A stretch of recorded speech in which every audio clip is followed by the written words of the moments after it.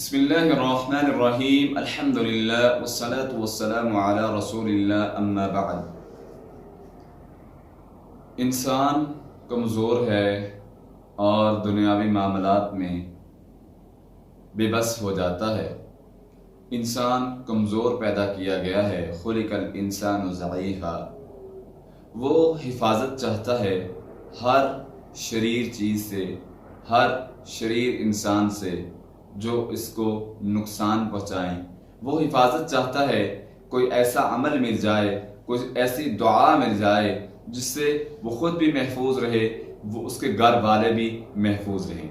آج میں آپ کے سامنے ایک ایسا عمل رکھنے جا رہا ہوں جو ایک عمل یہ کر لیتا ہے، جو انسان کر لیتا ہے وہ رات بھر اس کی حفاظت کے لیے اللہ کی طرف سے نگران مقرر کر دیے جاتے ہیں۔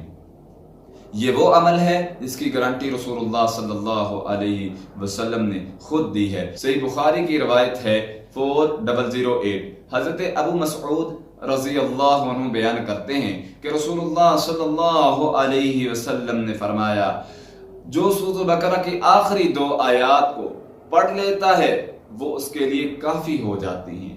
ہر اس شریر چیز سے جو آسمان سے نازل ہوئی ہے یا زمین میں جو بھی شریر چیزیں ہیں وہ اس سے محفوظ کر دیا جاتا ہے۔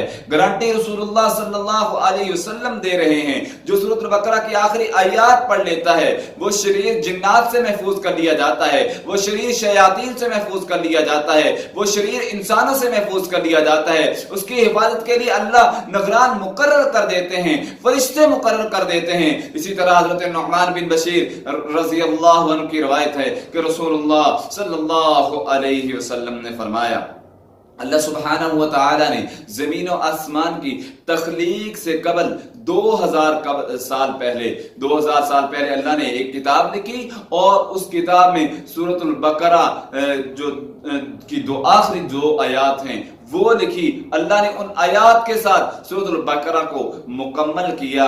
رسول اللہ صلی اللہ علیہ وسلم نے فرمایا، جس گھر میں 3 دن تک یہ آخری 2 آیات پڑھی جائیں شیطان اس گھر کے قریب بھی نہیں آتا، شریر چیزیں اس گھر کے قریب بھی نہیں آتی۔